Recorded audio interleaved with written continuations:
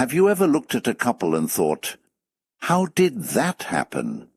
Come on, be honest. You see a guy who looks like he just woke up from a 5-year nap, standing next to the most beautiful woman you've ever seen. Or maybe you see someone who isn't rich, isn't famous, isn't a model, yet people seem naturally drawn to them. And you're sitting there wondering, what secret do they know that I don't? Well, today we're diving into something fascinating, because according to Carl Jung, people don't fall in love for the reasons most people think. It's not always about looks, it's not always about money, and it's definitely not because somebody owns a luxury car. Because if cars created true love, every parking lot would be a romance movie. Imagine somebody saying, I didn't love him yesterday, but then I saw his new tires. Nobody talks like that. The truth is much deeper, much stranger, and honestly, much more interesting. Today we're talking about the 3 reasons people fall in love with you. Not 1, not 2, 3. And here's the crazy part. Most people spend their entire lives thinking all 3 are the same thing. They're not. In fact, they're completely different. The first one can happen in seconds, the second one takes a little longer, and the third one can keep somebody thinking about you years later. So stay with me, because by the end of this video, you'll start noticing these patterns everywhere. In movies, in relationships, in your friends, and maybe even in your own life. Now let's jump into the first reason. Number 1. Lust. Ah yes, the one everybody pretends isn't important. The moment some people hear the word lust, they suddenly become professional philosophers. Oh no, I only care about personality. Really? Then why did you spend 30 minutes choosing a profile picture? Exactly. Let's be real for a second. Lust is usually the first spark. It's the thing that makes somebody notice you. It's the reason a stranger looks twice. It's the reason somebody suddenly remembers your name after meeting you once. It's not love. It's not deep connection. It's simply attention. And attention is powerful. Think about it. You could walk into a room with 100 people. Most people are invisible, not because there's anything wrong with them, but because nobody's attention gets activated. Then someone walks in. Suddenly, heads turn. People look. Conversations pause. A guy drops his drink. A woman forgets what she was saying. A waiter walks into a wall. Everybody notices. Why? Because human beings are wired to notice certain things. Confidence, energy, presence, movement, mystery. Notice, I didn't just say beauty. Because we've all met attractive people who somehow manage to have the excitement level of a sleeping potato. You know the type. Beautiful face.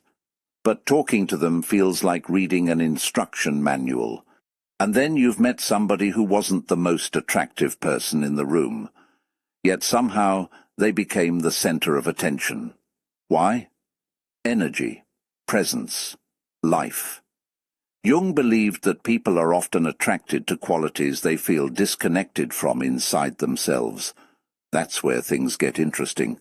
Sometimes people aren't attracted to your appearance. They're attracted to what your appearance represents. Your confidence, your freedom, your boldness, your playfulness, your ability to be yourself. And they think, I wish I could be more like that.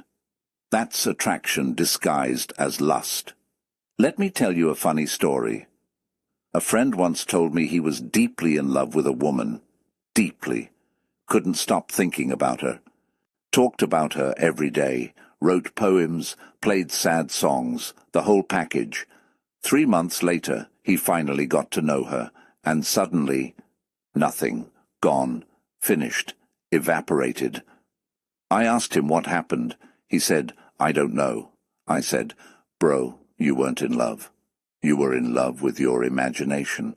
And that's exactly what happens. Lust often falls in love with an idea, not a person. It sees the movie trailer, not the whole movie. It sees the cover, not the chapters.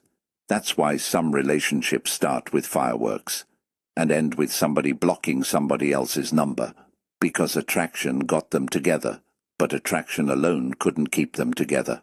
And that's where reason number 2 enters the picture, because after lust gets somebody's attention, something else has to happen, otherwise the spark dies. And that's attraction, not physical attraction, psychological attraction, the kind that makes somebody want to stay.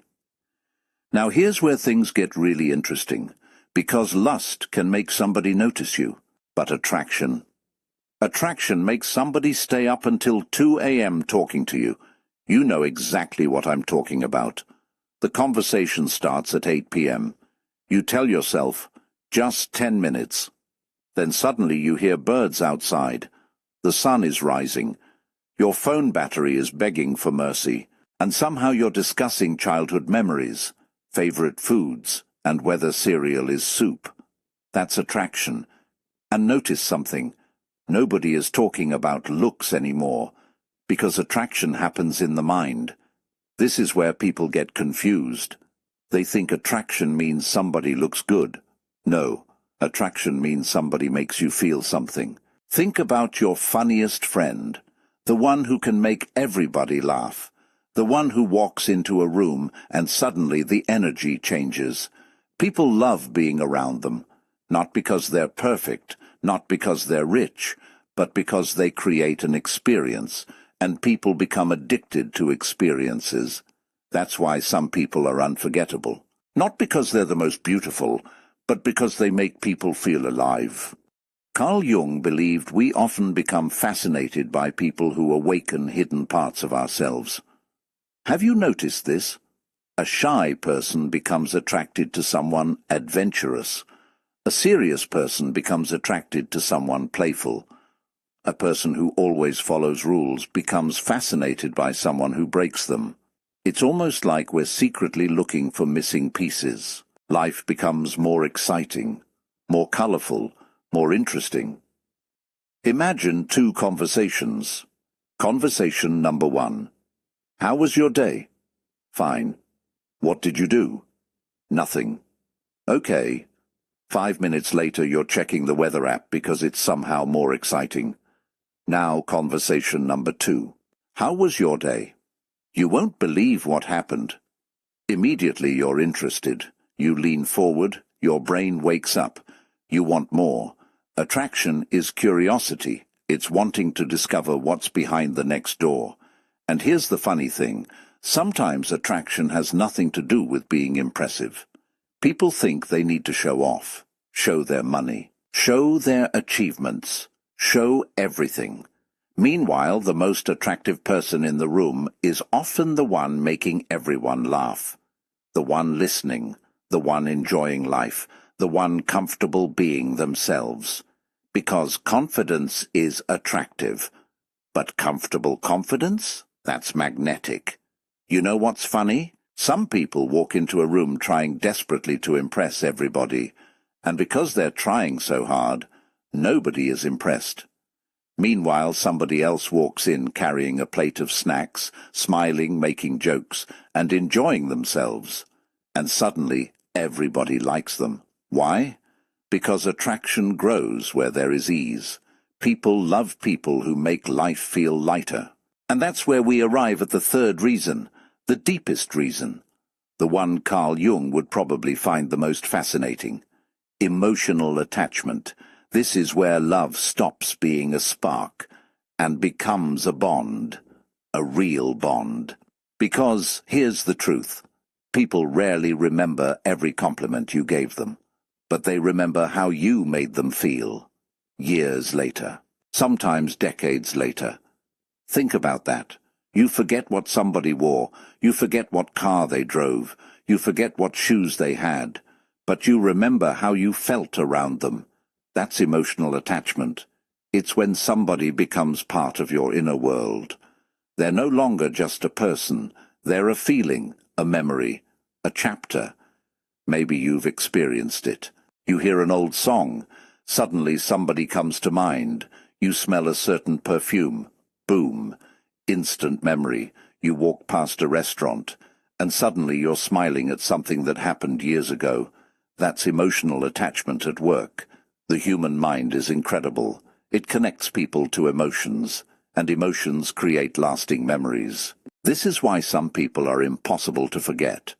Not because they were perfect, not because they never made mistakes, but because they were present during important emotional moments.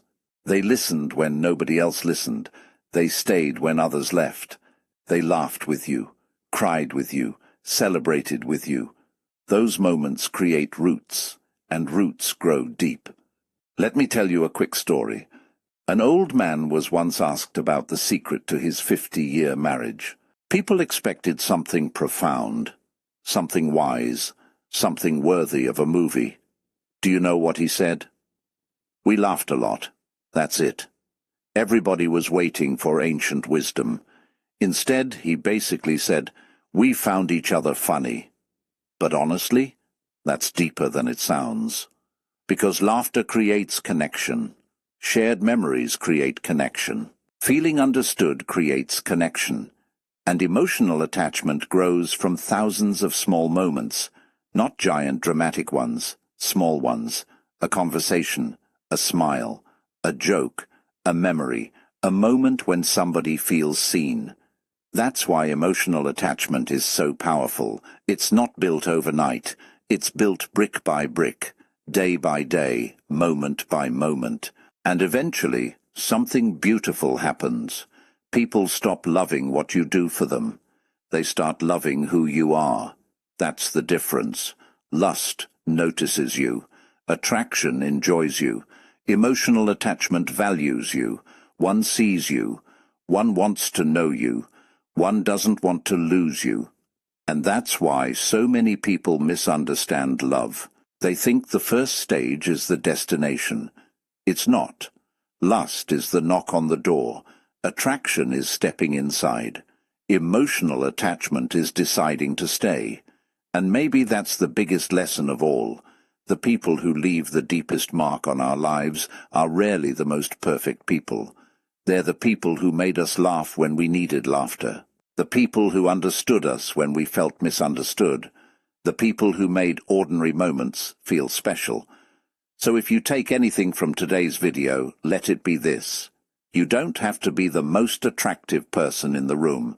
You don't have to be the richest. You don't have to be perfect. You just have to be genuinely human. Because people may notice beauty. They may admire success. But they fall in love with connection. Now I'm curious. Which of these three do you think is the strongest? Lust, attraction, or emotional attachment? Drop your answer in the comments. And if you've ever met somebody you couldn't explain why you liked, someone who just seemed to pull you in, tell us that story too. I promise you're not the only one. And who knows, your story might be the one everybody ends up talking about. See you in the next video.